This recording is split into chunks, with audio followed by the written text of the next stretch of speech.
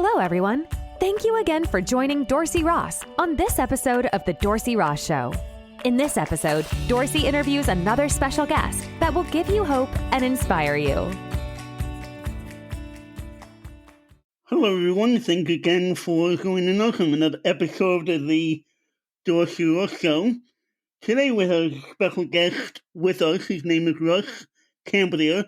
He and I met at the University of Valley Forge, and he is now in ministry at the Teen Challenge in Sand Hills Adult and Teen Challenge Center, where he is serving today, and he is also the CEO of that Teen Challenge.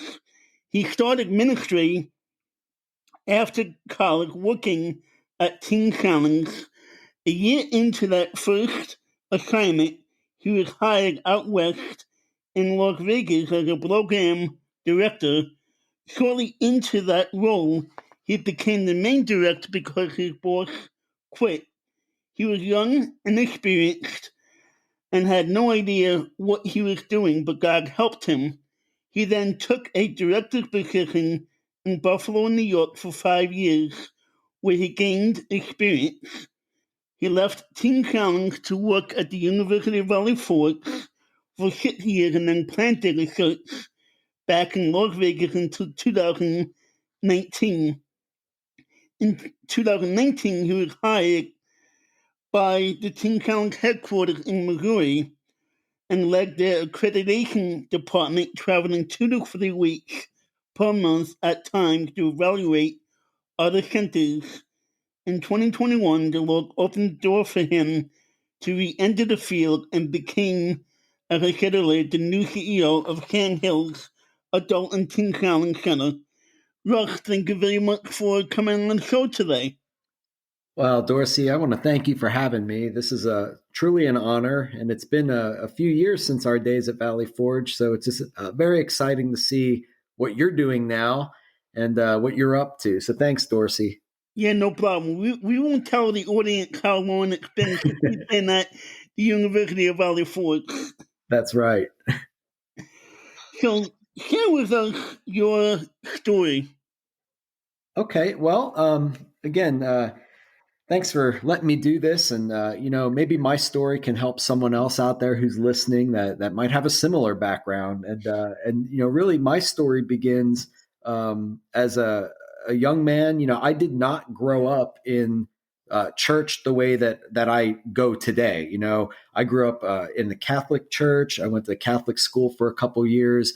We weren't a very devout Catholic family, but we were in it enough that I knew the traditions. I knew what was expected. I knew the stories, the Catholic version of the different Bible stories, but, certainly did not have a personal, relationship or encounter with Jesus Christ for most of my life. And I was introduced in my teen years to a Baptist church, and I started going there. And that was really the first time I saw a different, I didn't know that there was anything outside of the Catholic church. I didn't know there was a different style. Like everything to me, I thought was Catholic. So when I would go to the Baptist church, I would see it was a little bit different. They had different instruments. It was still very conservative. I would go there on and off for a couple of years. But really what changed my life was when I was 18 or 19 years old. I actually lived across the street from a really large Assemblies of God church. They built it in a field in Reading, Pennsylvania. And, that area grew up and that area just started to get populated, and the church bought this piece of land and they built a very large church. And there was a girl, of course, and all these stories start this way. There was a girl and I was interested in said girl. And we ended up being in the same class at Penn State together back in those days. We worked at the same mall. I actually was a volunteer firefighter with a fire department that was right across the street from her house. Now, I didn't plan any of this. I know it sounds a little stalkerish, but that's not how it was. It was just, all these little coincidences. Well, then her father ended up being the chaplain for the fire department. So I got to talking with her and hanging out with Jen. And Eventually, she invited me to go to her church. And then I found out it was that big church that they just built, like right across the street from where I was living. So I decided I was going to go. It kind of freaked me out a little bit because it was just so large, and I didn't know what to expect. And when I went in, there were drums and guitars and bass, and I mean, I had no idea. I've never in my life seen anything like that at a church. So I would go on and off really just to hang out with her. I wasn't really listening to anything that was going on, except what happened was there was an evangelist that visited the church for several days in a row. And we would go to these services, and you guys may know him, Greg Hubbard, just a really great speaker. And I remember sitting there as an 18 or 19-year-old kid, and he did a message on the cross. And it was all the stories that I had ever grown up with. Only this time, I felt like he was looking directly at me for an hour when he spoke. And he was telling the story in a way that almost like I needed to choose. Am I going to believe this? It was different. I don't know how to explain it. So I didn't know what an altar call was, or that we're supposed to go up and say a prayer. I didn't know any of that stuff. I'd never heard of that in my life. But that's what he did. He invited people up. If this message is for you and you'd like to accept Jesus as your personal savior, come up. And I did. I went up and I said the prayer. And again, as a Catholic, I just thought, okay, well, this is their version of some memorized prayer. I'm going to say it. Now I'll be double covered just in case they're right and the Catholics are wrong. All that went through my head. And so I just did it, and what happened afterward, just over the next several weeks and couple months, is I found myself like in that life transition. I didn't know what to do next. I was going to Penn State and wasn't able to go back there. I wasn't, I just wasn't a good student. I was terrible. I didn't want to go. I wasn't, motivated. Grades weren't good. So anyway, Jen, the girl I chased into church, decided she was going to go to Valley Forge Christian College, which is now UVF. And I said, well, I'll just go wherever you're going to go. And sure, I'll just go to school there. I said, do they have any degree that isn't like biblical? Like, do they have any secular degree? I said, I'll just do that major, whatever that might be. Well, that turned out to be elementary education. And I lasted about 3.5 weeks in that major. And I decided, you know what, I'm going to change to pastoral counseling because I could put the pastoral stuff aside and just focus on the counseling piece. I said, that'll be a great plan. I can go out and, learn behavioral science. And really then over the next 3.5 years, my plan was just to skate through, and really the Lord got a hold of my heart. Man, I was discipled at that school from the students in the dorms. I didn't have traditional training in how to be a Christian. I just learned from living with a bunch of guys in a dorm who were doing it. And, I tell the story that, to me, it was so awkward because like on a Tuesday, they would go find a place to pray. And like, who prays on a Tuesday? In my world growing up, that was a Sunday thing and you get 1 hour. So these guys were living that life all week. So to me, it was just very different. I thank God for those years. I didn't always appreciate the rules and things that they put on us because I just kind of rebelled against that stuff. But I had a cool guy on my floor named Roy. Roy was our RA, and Roy just, he kind of let me have my complaining moments. And then he would just look at me and say, I love you, Russ. And I was like, you're driving me nuts. Stop telling me that. And eventually I understood what he was talking about. So yeah, it's been interesting. So that's been my life story before entering ministry. Does that help? Going back to the Greg Hartlick for a minute, I think, anybody that went to Valley Forge, for any number of years that doesn't know him, doesn't know what they're talking about. Yeah, he's a great evangelist. And I'll tell you, if you ever have Greg Hubbard to your church, you better have a lot of Gatorade because he sweats and he yells. But he gets into it. And I remember looking at him back in those days thinking, man, like whatever he's saying, he really believes it. Look at him. He's putting a lot of energy into it. And now I know, of course, he was pumped up and ready to preach the message that night. And I just thank God I went into that service. I really believe that was a turning point for me. Yeah. Whether before, Valley Forge or even, now recently, when was there a time that you learned to trust God more deeply? Yeah, I didn't. To say that I needed to trust the Lord in college, I don't think I knew that back then. But I can tell you, once I entered ministry, especially the ministry of Teen Challenge, and like you alluded to earlier in my introduction, like I found myself, almost overnight in a position where I went from being a support staff to being the main guy. And I mean, I remember there was a moment where I looked around and I saw employees and I was like, oh my goodness, like I'm in charge of these people. They're looking to me for direction. And I had no idea what I was doing. So I remember having to, okay, Lord, I do believe that you called me to this ministry. I have no idea how to direct anything. So tell me, how do I do this? What do I, how do I make sure that, Keith is experiencing, your presence in the position that he feels called to. And same with Brandon and these different guys that were on staff.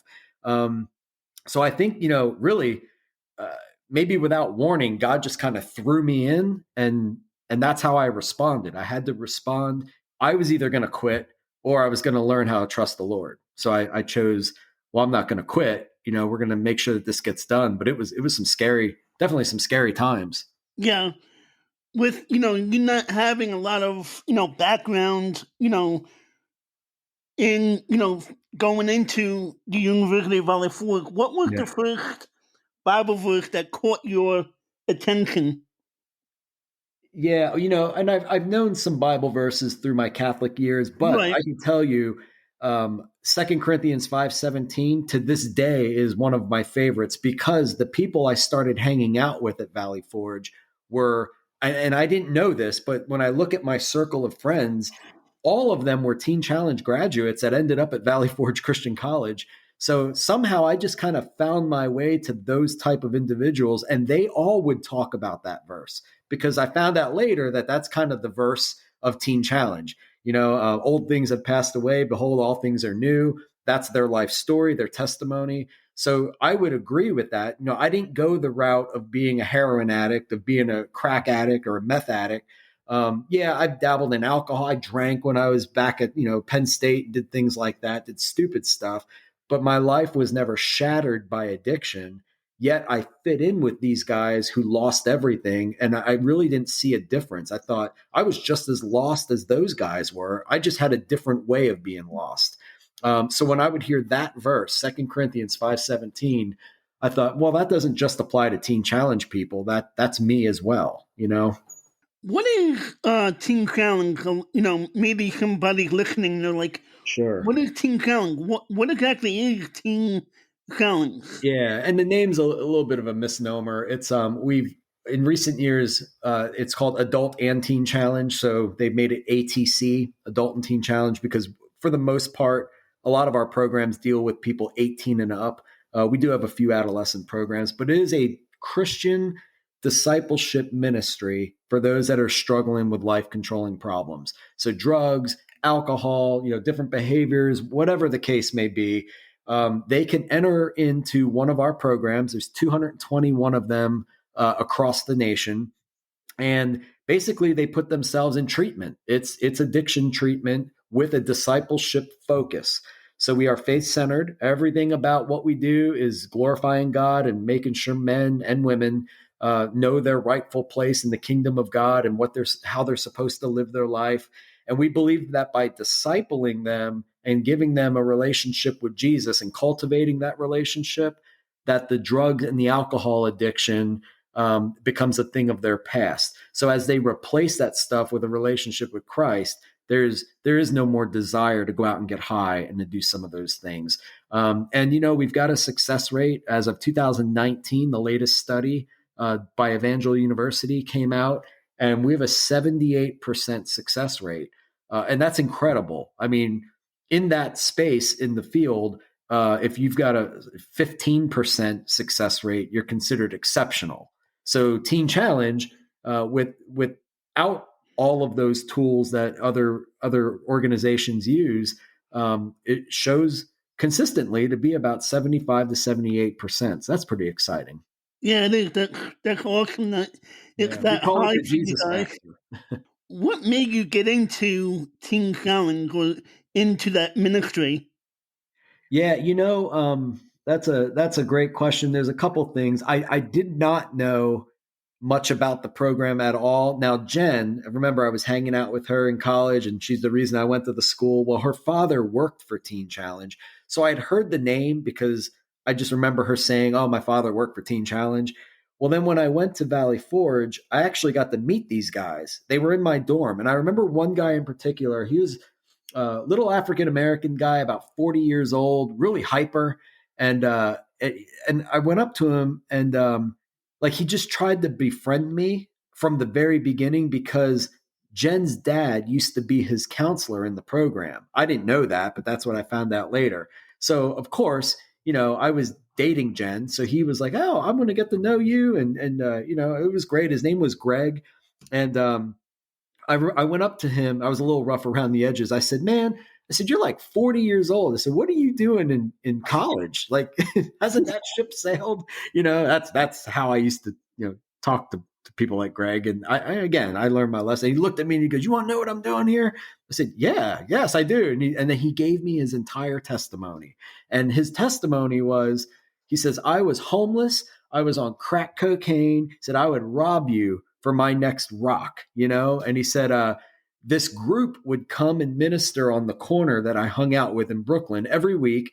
And they were from Teen Challenge.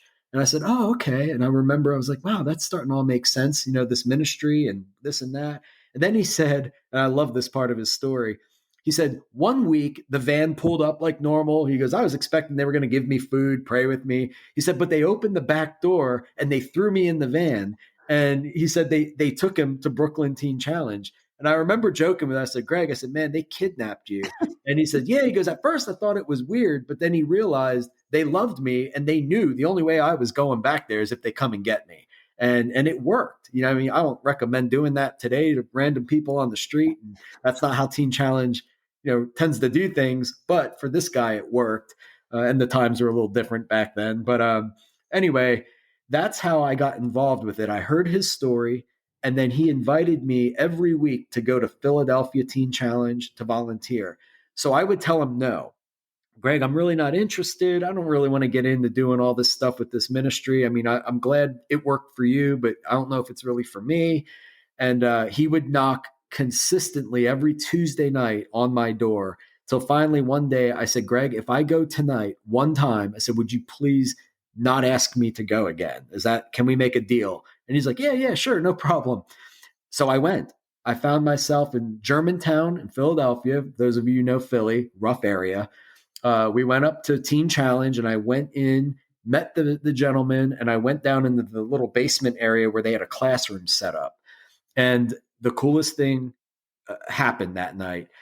I was looking to kill 2 hours. If I do these 2 hours, I won't hear from Greg again. He's going to stop asking me to come. So I surveyed the room and I found like a middle-aged white guy that looked a little rough, like way in the back. So I walked over to that guy and I said, "Hey man," I said, "I think I'm here to help, maybe tutor." I said, "Do you need any help?" And he says, "Yeah, sure. Have a seat." So I'm looking at the guy and he's got like this crazy look in his face. I came come to find out he was a heroin addict and he'd only been in the program for a few weeks. And he put his knuckles down on the table in front of me. His hands were out. And I'm sitting across from him and I could see the letters tattooed on each knuckle. And when I read them, his knuckles spelled out pure hell. Like Purehell on all 8 of his knuckles that were sticking out. And I thought, well, this is where I'm going to die. This is great. I said, I'm going to be with this guy for 2 hours. And this guy's probably, maybe he's killed people. I don't know. And so he looks at me and he says, "Well, what do you want to talk about?" And I said, "Well, I'm supposed to help you go through your curriculum and tutor you. But I said, I don't really know that curriculum. I don't know that biblical stuff yet. I'm like a brand new college student." So he says, "Well," he's like, "I'm just going to share with you my story." And for 2 hours, he told me every detail of his life. And by the end of that, the power of God and what he was saying and how God was changing his life. I mean, I'm looking at this guy with pure hell tattooed on his knuckles, crazy look in his eye. And this guy's telling me about Jesus. I'm the Bible college student and he's telling me about Christ. and the power of God to change lives. And I left there, and I remember driving back with Greg. We were on the Schuylkill Expressway, and I was just thinking to myself, if that's real, then man, I need to stop messing around. Like, I need to get right. You know what I mean? And from that moment forward, I just remember taking things a lot more serious than I was. It wasn't just about getting by. It was more about, man, maybe God really does have something for me. And I think I need to figure out what that might be. Yeah. Well, I remember, I didn't know, what to expect when I came up and, spoke at your teen challenge when you were the I leader remember that. in Buffalo. Yep. And I was like, man, what's going to happen? What do they think about me? And, I never experienced anything that they're going through. And, Sure. That one and the other ones that I've spoken at, they just were inspired and encouraged by what, by Yeah. me. And, hopefully it helped them as well. No, absolutely. And I remember when you came up, Dorsey, and I remember you and I had a conversation, about, because you had asked me what to expect. And I remember saying to you, I don't know if you remember the conversation, but I said, you know what, Dorsey, I said, these guys are going to understand your struggles and the things that you grew up with and the challenges that you had. They're going to understand it. Even though theirs was different, they're going to definitely understand part of your story when you start talking about feeling shame and feeling like you didn't belong and all of that. All of it was relevant.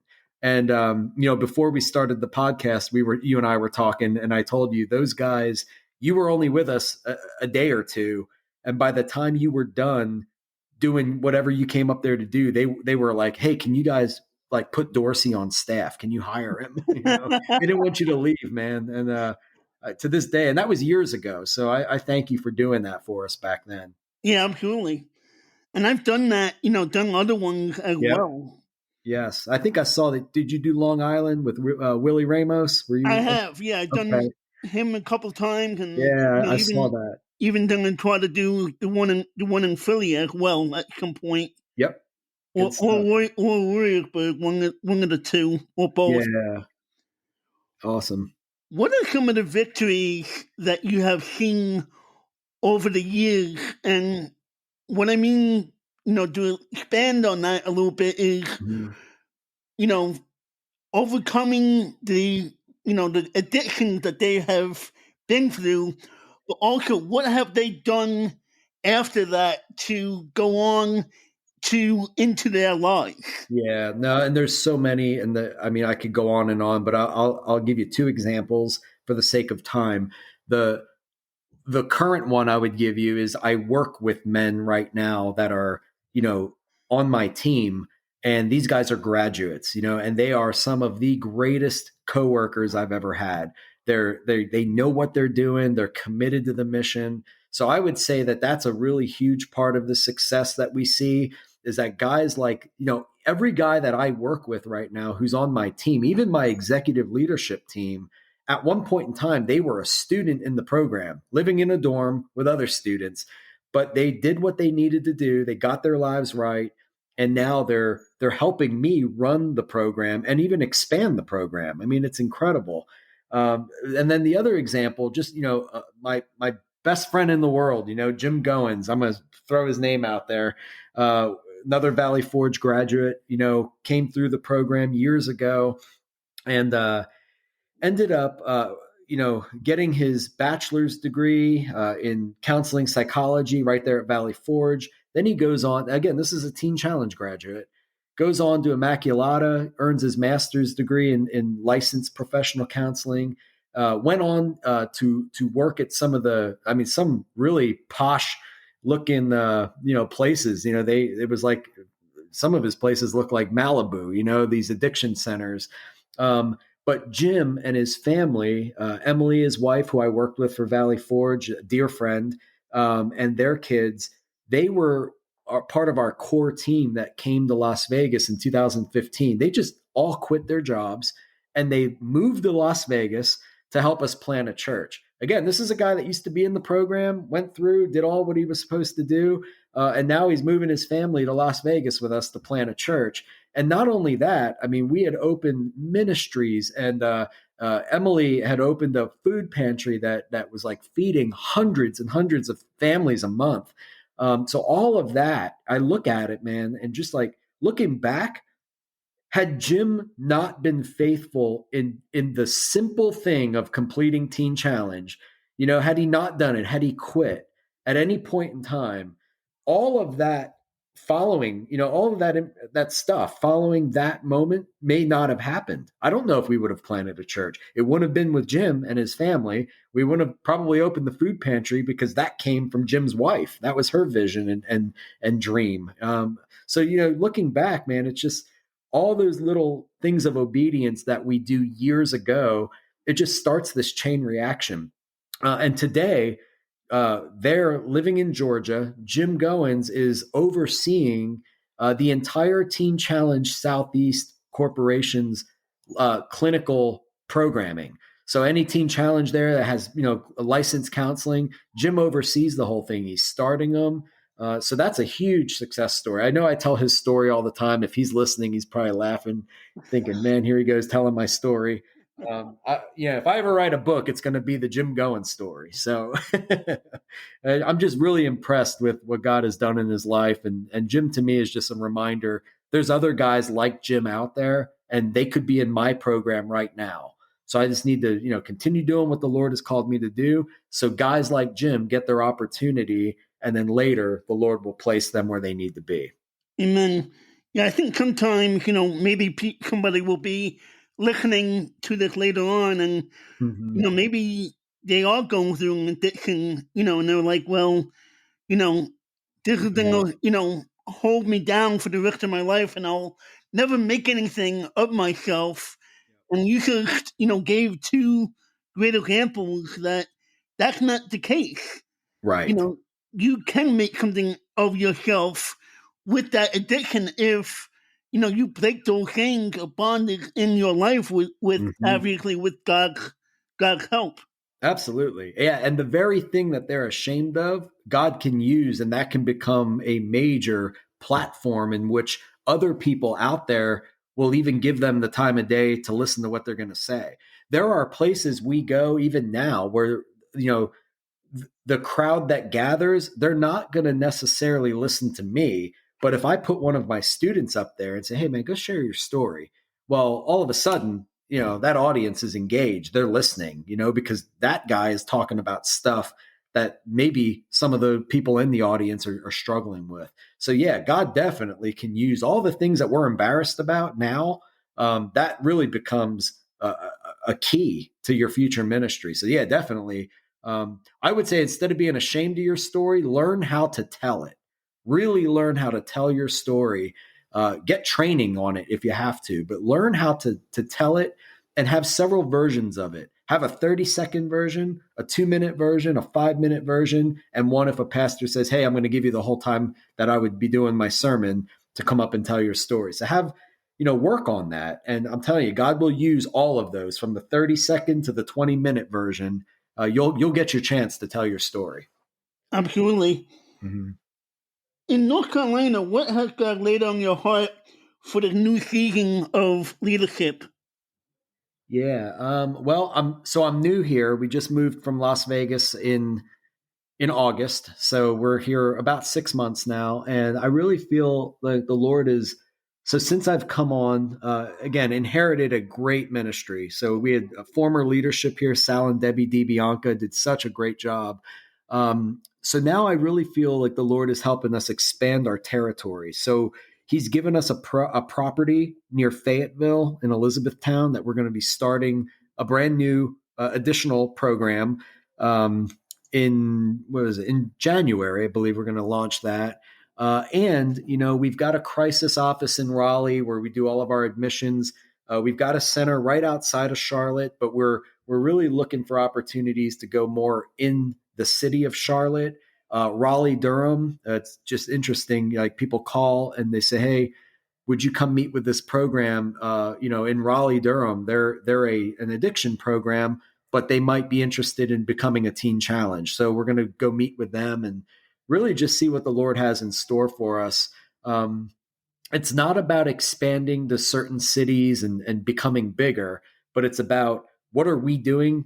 There's a massive drug problem out there, and opioid addiction is through the roof. I mean, like seriously crazy numbers. So it's how can we help to get people off of heroin and painkillers and different things that they struggle with? So that's really been our prayers. Lord, lead. And as you open doors, we're going to walk through them until he shuts the door. Amen. Mm-hmm. As we get ready to close here, Yes, sir. can you give me or give us just an encouraging word if somebody's listening and they're dealing with an addiction or they're feeling down and depressed, that they don't have, a future, they don't have, a call, that they don't have, a future, they don't have something to do in their life because of their addiction. Can you just encourage those people? Yeah. No, that's good, Dorsey. I think the only thing I would encourage someone like that, if you're listening and you have an addiction issue, I would just say, listen, it's not gonna go away. It's not going to get better. Really, no matter how much in control you think you are, it really is controlling you, and it's going to get worse. And the thing is, any listener dealing with this stuff, you've got to be able to step back and stop looking at yourself, but look around you. Look at how it's actually affecting people around your circle, your family, your wife, your sister, your brother, whoever. What has your addiction done to them? It's not just about us when we're addicted. It's about putting all these people through, really a living hell. They don't know whether or not you're going to die. They don't know if you're going to be arrested. They don't know what's going to happen to you, and it begins to affect and break down the family. So I would say, number one, don't give up. You're still breathing, so there's still opportunity. And number two, reach out. You've got to be able to reach out, and you can't just reach out to anyone. You're going to need to reach out to people who can help you. They care enough to maybe do some research and to make phone calls and to help you find help. It's not enough just to tell someone and then let them drop the ball. You really got to make sure that you're investing your time in multiple people that can help you. Does that make sense, Dorsey? It does. Yeah, but listen, as long as you have breath, the Lord can do miracles. We see it every single day in Teen Challenge, and He will direct your steps if you seek Him. That is a promise that you can stand on. Amen. If someone's listening and they're down in Charlotte or they're down in Raleigh, North Carolina, or even down in Georgia where Jim Goins is, Yep. what is the easiest way for somebody to contact you and say, hey, I want to find out more about Teen Challenge and maybe even go into this program for help? Yeah, well, there's a couple ways. So keep in mind, most teen challenges are independent of one another. So if there's 221 centers, there's going to be 221 phone numbers. But what you could do is go onto the national website, which is teenchallengeusa.org, and there's a center finder on that website. You type in your information, where you're at, what type of program you're looking for, and it will give you a list. If you are in North Carolina or even South Carolina, we deal with a lot of both states, and Sand Hills might be a place you want to come. The best way, even better than calling us, is going onto our website at Sand Hills ATC, Adult and Teen Challenge, sandhillsatc.org, and then hit the Get Help button. When you hit that button, you're going to get a form, and you're going to be able to fill that information out. It's going to give us just enough information about you that we're going to call you right back. You're going to submit the form. It goes to our admissions office. Someone's going to call you back, and they're going to know a little bit about you before you even speak to them in person. So our website, sandhillsatc.org, hit the Get Help button, and someone will get back to you very quickly. Awesome. Well, Russ, thank you again for joining us on another episode of the Dorsey Ross Show. We greatly appreciate having you. Oh, it was an honor, Dorsey. Thank you so much. You're welcome. Well, guys, thank you again for joining us on another episode of the Dorsey Ross Show. I hope this is an encouragement to you and to, not to give up. And, if you have that addiction in your life, to break that addiction and, know that you can overcome that addiction in your life. And please share and like and, be encouraged by this today. Have a great day. And until next time, God bless. Bye-bye. Thank you again for joining Dorsey Ross on this episode of The Dorsey Ross Show. Please like, share, and tell others about the show.